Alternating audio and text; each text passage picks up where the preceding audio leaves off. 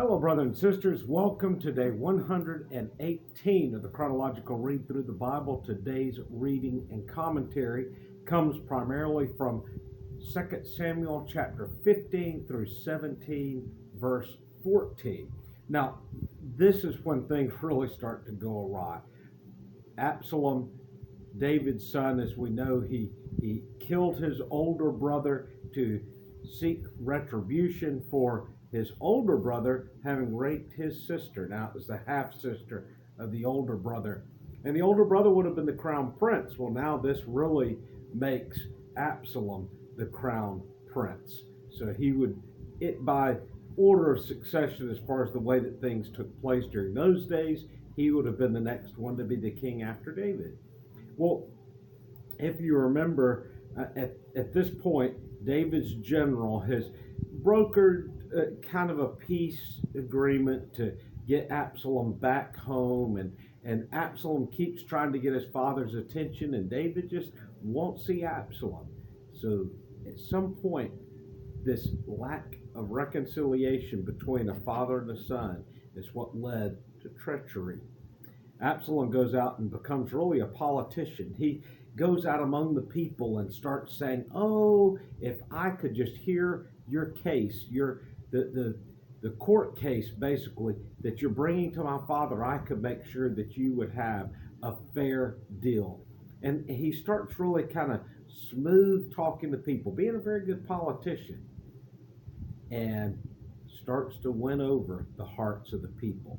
All of this is really him making preparations to try to overthrow his father as king. And he'll build up an army, he'll build up chariots. He really works on getting the people on his side. And then that day comes that he knows, now is my opportunity. I can overthrow my father as king. Well, I want to point out a couple of things here. When David does begin to flee, partly because he doesn't really want to take the life of his son. And I think he's hoping that things will work out in a different way. As he flees from the city of Jerusalem, he first will meet with, and let me make sure I get the name, Ziba, which Ziba was the servant that he had given to Mephibosheth. And Ziba will come out and with a donkey loaded with foods and give these to David as if he's doing this great service to David. But you have to remember that all of that food was actually David's, because it was the food from the king's own plate. So it wasn't really a great service. And then Ziba is basically telling David that Mephibosheth is not with you. He wants to reestablish himself and his father or his grandfather's royal claim to the throne. That was not true. That was a bold-faced lie.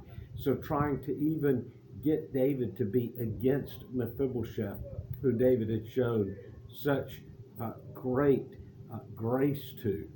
And why Ziba was doing this, it's hard to say. And again, this is a part of why in times past, when a king would come to power, he would erase all of the previous king or leadership from that king, from all of the family, because David's next encounter is going to be with another one of Saul's family, Shimei.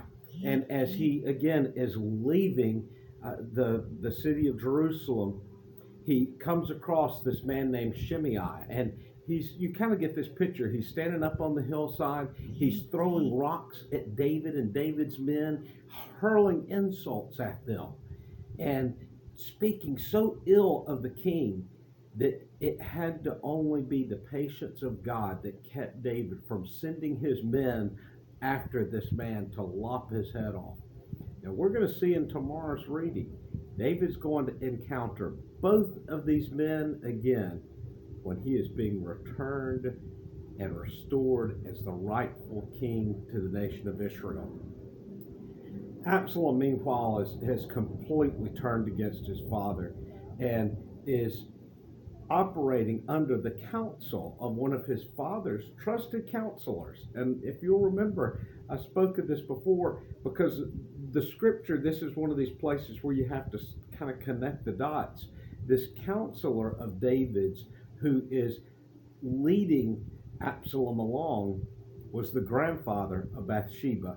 And I think that he really had his heart turned against David when David had Uriah killed. So just to put that remembrance there before you. Brothers and sisters, I do hope that your day is going well.